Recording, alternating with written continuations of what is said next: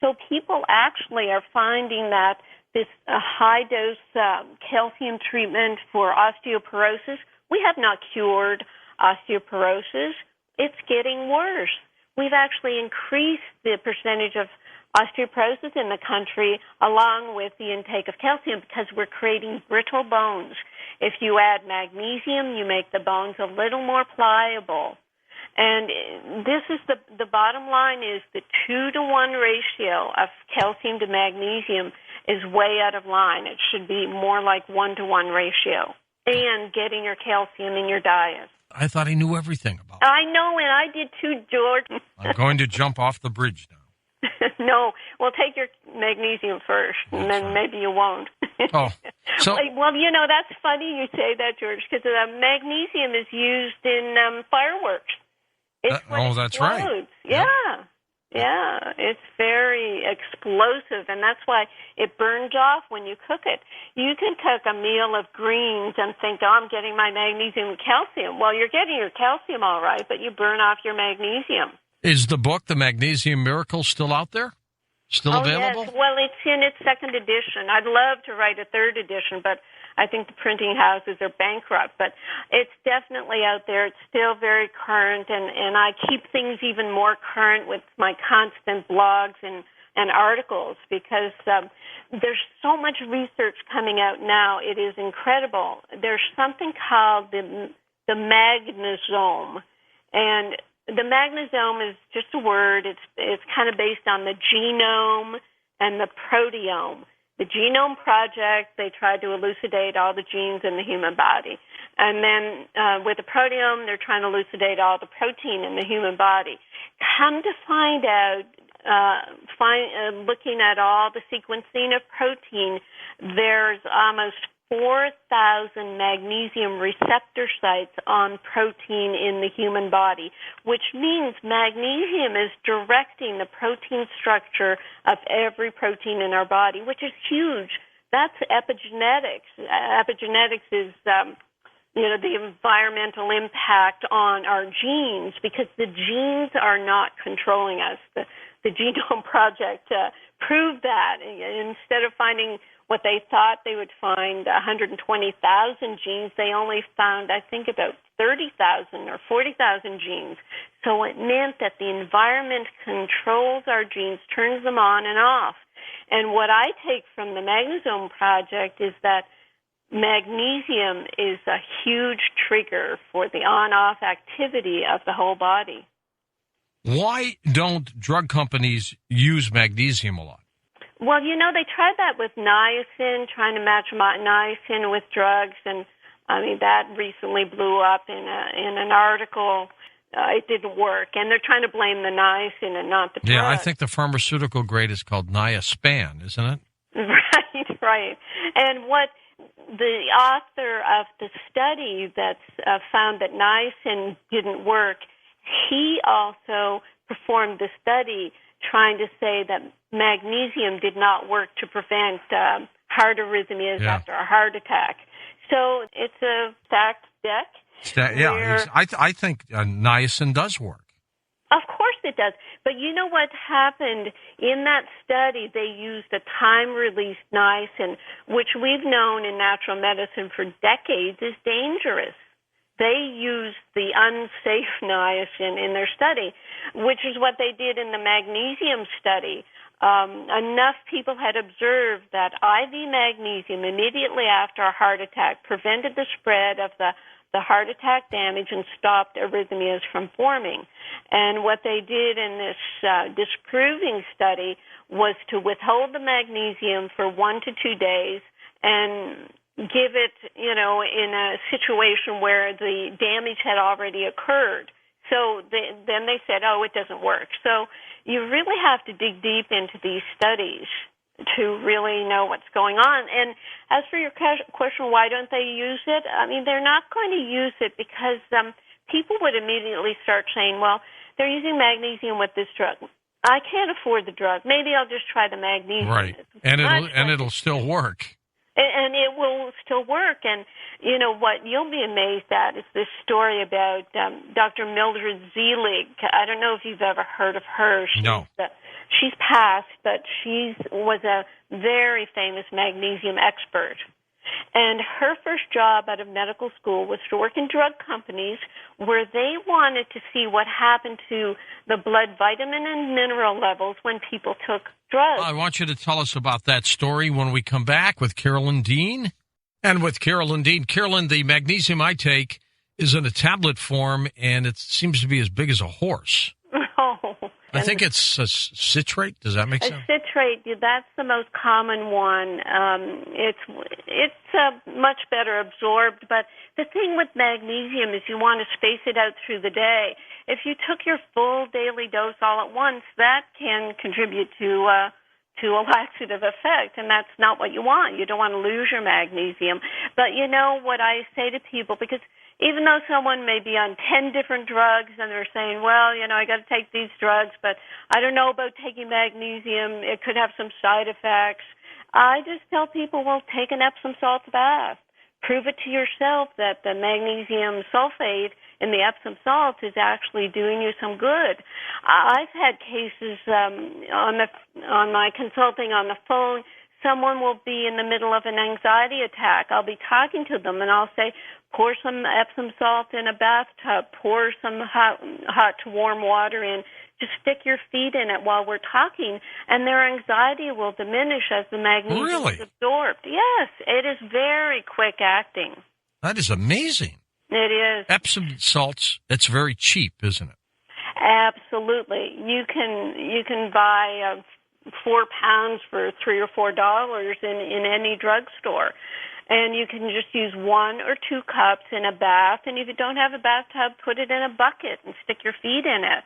And you'll absorb it through your body. It's that easy to get into your body.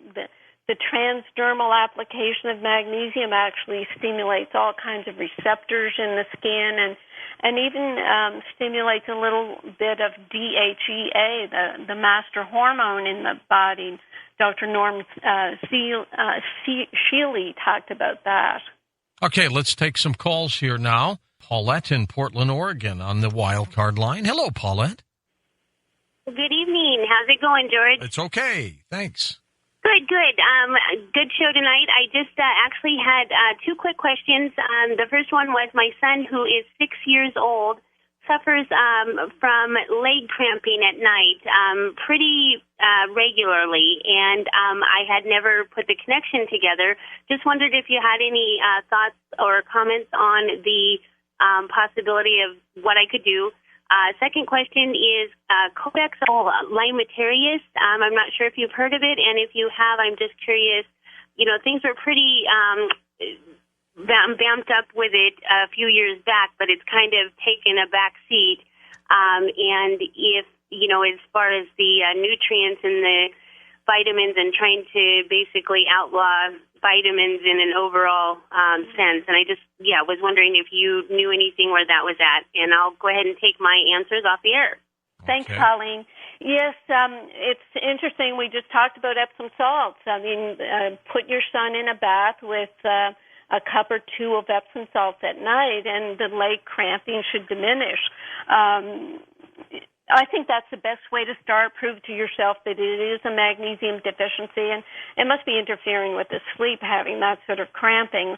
What happens with kids is they'll sweat off their electrolytes, including magnesium, and if they're not eating their nuts and seeds and seaweed, it's hard to get enough magnesium into kids when they won't eat their deep green leafy vegetables. I mean, that's another source. As for Codex, yes, I got very involved with that. I attended 2 Codex meetings, one in Bonn, Germany, and one in Rome, Italy. I watched the process where they, meaning the World Health Organization and the World Trade Organization, are trying to standardize food and food supplements throughout the world. So they're trying to make supplements very low potency. They don't care if they're synthetic or not. Some of the worst synthetic supplements are their guidelines, and it's a real abomination because it does take our right to choose our supplements and our health care away from us. And Australia and Canada have already succumbed. They're treating their dietary supplements as drugs, and that's what we were talking about earlier. In the University of Maryland, their website, the way they talk about magnesium interfering with drugs, the basis to ban supplements from the Codex list is if they interfere with drugs. So it's a real situation. I'm sure, George, you've had many shows on it, and I agree that it's a harmful thing that we do need to fight against. What about for his cramping also CoQ10? Is that possible that he's got a deficiency there? I would start with the magnesium because what happens at the cellular level that makes those nutrients work actually does depend on magnesium. The energy molecule in the body is magnesium. The thing that makes muscles relax is based on magnesium. So I would start there. I'm not aware of a CoQ10 cramper. Maybe potassium deficiency could be involved. Rarely in a child, especially if they're not eating dairy, it could be calcium. But if you're taking calcium, take it with magnesium. Okay, let's go back to the phones. It is Carol in St. Louis, Missouri. Hello, Carol. Go ahead. Well, hi, George. Howdy. And Dr. Dean. Hello. I'm with you on the vitamin D and how it can bother your heart because I had that problem and I won't take it. I refuse. And I was wondering, can I kind of jump the track? It will be involved in people that has taken too much antibiotic. When I got a infection and I had taken way too much antibiotics, which I'd never taken in my life, it wiped out my good, and I got bad. And have you ever heard of C. diff? Oh, yes. Yeah, the infection. This is very serious. I got it. I didn't know it. Oh. And I was like fighting, and I'm like, oh my gosh. And finally I went to a gastrologist, and he said, well, your colon looks fine, no polyps, but you have C. diff. And I didn't think nothing about it. You know, he says, I'll write your prescription. But I go immediately to my computer, and I find out that this is a superbug. It's a killer. So what happened then? You know what I did? I kept taking, and then I'm like, oh, my gosh, I see that olive leaf extract. And I'm like, okay, I'm going to go for it. I got neuropathy from taking a certain antibiotic, which I never had pain in my life. I never had problems in my life with my stomach or anything. Now I've got all kinds of problems from taking antibiotics. Right. But I will tell you, the olive leaf extract That works. got rid of the C. diff. Right. Very good. For you it did. And just like the vitamin D may work for someone else, I got an email during the break from someone who was very upset that I said to watch out for vitamin D. And, you know, I don't... Well, what you said is watch out for the amount. Watch out for the amount. Do your labs. Make sure you take magnesium along with it. And, you know, unfortunately, in about 10 or 15 years, I'm going to be proven right because I see the tip of the iceberg. But that's about the antibiotics. I'm on a medical director of a kind of a static website, but it has a lot of information. It's called yeastconnection.com. One of my books is Women's Health, Yeast Connection and Women's Health, and that can give you a lot of information about a yeast-free diet, taking good probiotics to balance out the flora, and understanding how antibiotics can kill all the good and bad bacteria and leave your gut open to getting something like C. diff that can't even be killed by most antibiotics and can be invaded by yeast overgrowth. So, yeah, that's an important call and important information you just gave us, Carol. Thank you. All right, so can I take my 5,000 ICUs once every couple days? Will it balance out like that? Oh, right. Yes, it would, because it's fat soluble, so it doesn't just flush right out. Yeah, that's a good way to take it.